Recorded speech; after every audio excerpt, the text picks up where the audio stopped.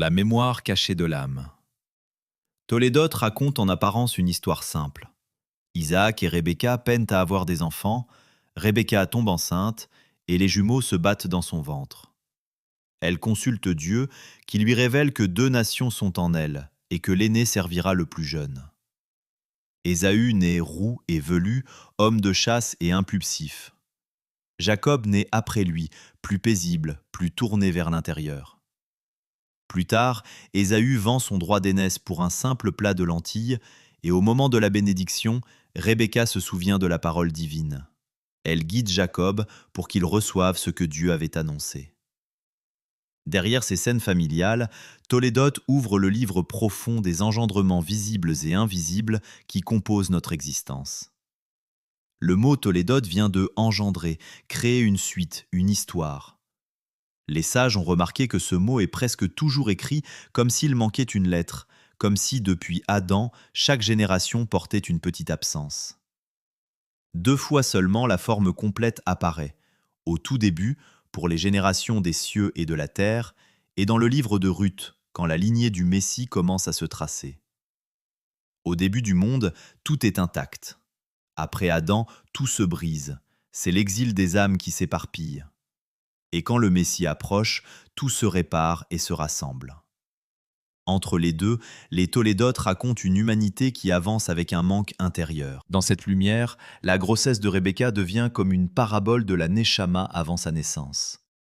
On peut l'imaginer au-dessus du monde, observant les familles, les lieux, les histoires, cherchant le bon endroit pour évoluer. Elle choisit un ventre, une maison, un paysage de vie où elle pourra reprendre son chemin depuis Adam, guérir ce qui n'a pas été guéri dans ses cycles précédents et monter de degrés. Les sages disent qu'un ange enseigne toute la Torah au bébé durant la grossesse. Non pas la Torah des gestes, mais une lumière intérieure. C'est la Torah que l'âme a déjà portée dans ses exils, ses fidélités, ses épreuves, ses chutes, ses victoires. Et les Écritures le disent avec une délicatesse bouleversante. C'est toi qui m'as tissé dans le ventre de ma mère. Tes yeux voyaient mon embryon. Psaume 139. Avant que je te forme dans le ventre, je te connaissais. Jérémie 1, 5. Mis à part dès le ventre de ma mère. Galates 1, 15. Déjà là, dans la matrice, Dieu voit, Dieu appelle, Dieu prépare. Et lorsque Myriam salua Élisheva, l'enfant tressaillit de joie dans son ventre. Luc 1, 44. C'est l'embryon qui reconnaît le Messie avant même d'ouvrir les yeux. Comme si l'âme savait déjà, comme si la mémoire d'avant vibrait encore. À la naissance, le grand livre se referme d'un coup. L'enfant oublie, mais cet oubli n'est qu'un voile. L'enseignement est là, enfoui comme une braise. C'est pour cela qu'il est crucial de nourrir un tout petit enfant avec la Torah. On ne lui met pas une idée nouvelle dans la tête, on rallume un souvenir. Le monde, lui, fait du bruit, propose 1000 objets pour combler le vide intérieur, 1000 plats de lentilles. Pourtant, le vrai manque n'est pas matériel, il est spirituel. Depuis Adam, l'humanité porte un creux qui n'a qu'une seule forme, Dieu. Ceux qui cherchent Dieu sincèrement portent souvent une sensibilité extrême. Ils voient ce que les autres ne voient pas, ressentent le bien et le mal avec une intensité qui dépasse le supportable. Quand Dieu semble loin, il souffre. Les prophètes ont tous exprimé cette douleur. Jérémie pleure, Élie demande la mort, Jonas fuit, David parle de ses os qui se consument. Même Moïse préfère être effacé du livre plutôt que de voir le peuple s'égarer. Leur souffrance ne venait pas d'un manque de foi, mais d'un manque de Dieu.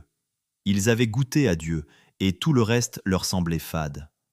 Dans cette grossesse mystérieuse, Ésaü et Jacob ne sont pas seulement deux bébés, ils sont l'image de la lutte intérieure de chaque âme.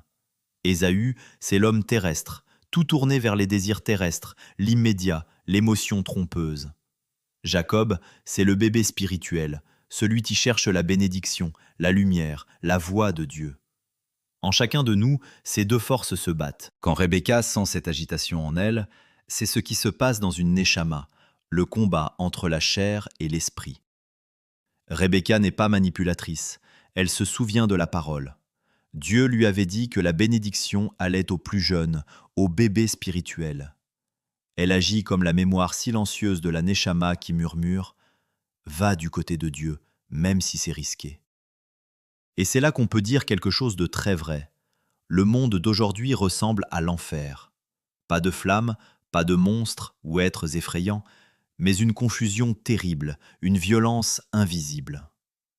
On n'a pas le droit de vendre notre droit d'aînesse, son droit à être sauvé pour un plat de lentilles, un faux confort qui nous videra. Notre vie n'est pas faite pour collectionner les plaisirs, elle est faite pour chercher Dieu. Si on a encore cette petite lumière intérieure qui dit « cherche Dieu », alors on est sur la bonne voie.